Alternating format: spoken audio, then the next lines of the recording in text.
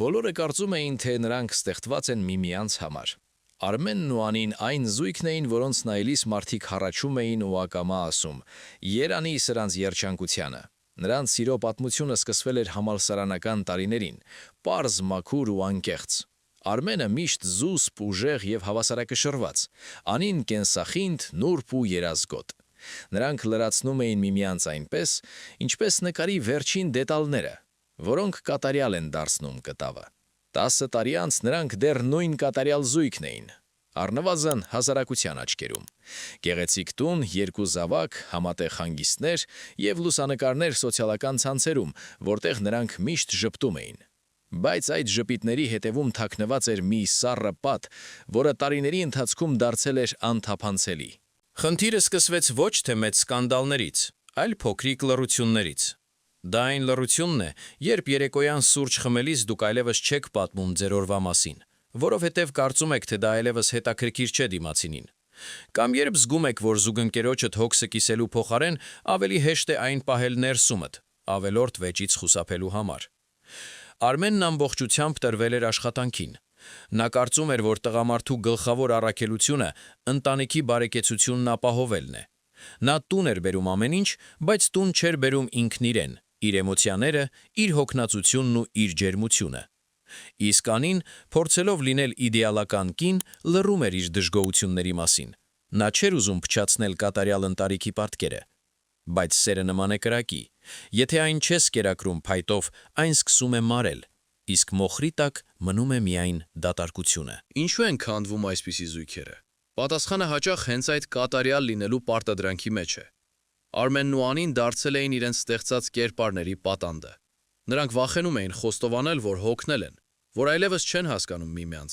որ իրենց հետաքրքրությունները վաղուց փոխվել են։ Մի օր, երբ երեխաները ամառային արձակուրդին տատիկի տանն էին, Արմենն ու Անին մնացին մենակ։ Տանը տիրող լռությունը ոչ թե խաղաղ էր, այլ ճնշող։ Ճաշի ժամանակ միայն պատառաքաղների ձայնն էր լսվում։ «Անի, աղը կփոխանցես», ասաց Արմենը։ Անին փոխանցեց, բայց նրա ձեռքը դողաց։ Նա նայեց Արմենին ու հանկարծ հասկացավ, որ իր դիմաց նստած է մի օտար մարդ, ում հետ նա կիսում է անկողինը, բայց ոչ երբեք հոգին։ «Մենք երբ դարձանք այսպիսին», հարցրեց նա հանկարծակի։ Արմենը բարձրացրեց գլուխը։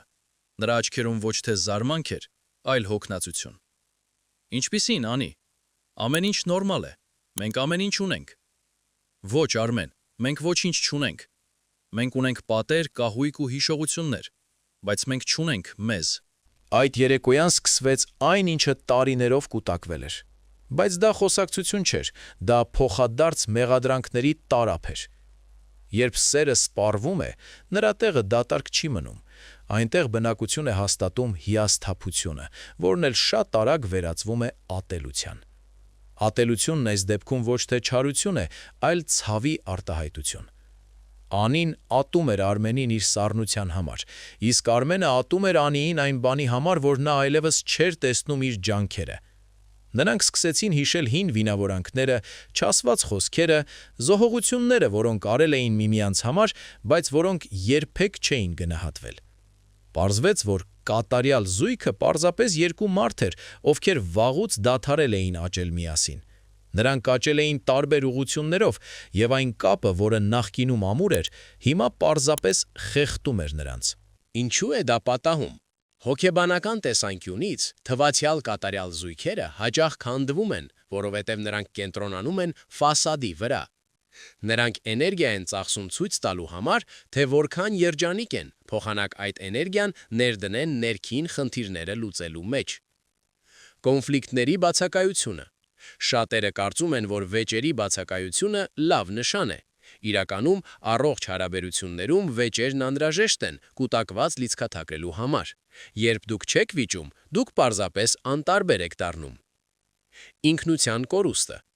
Արմենն ու Անին այնքան էին փորձել լինել մենք, որ մոռացել էին, թե ով են իրենք որպես անհատներ։ Չիրականացված սպասումները։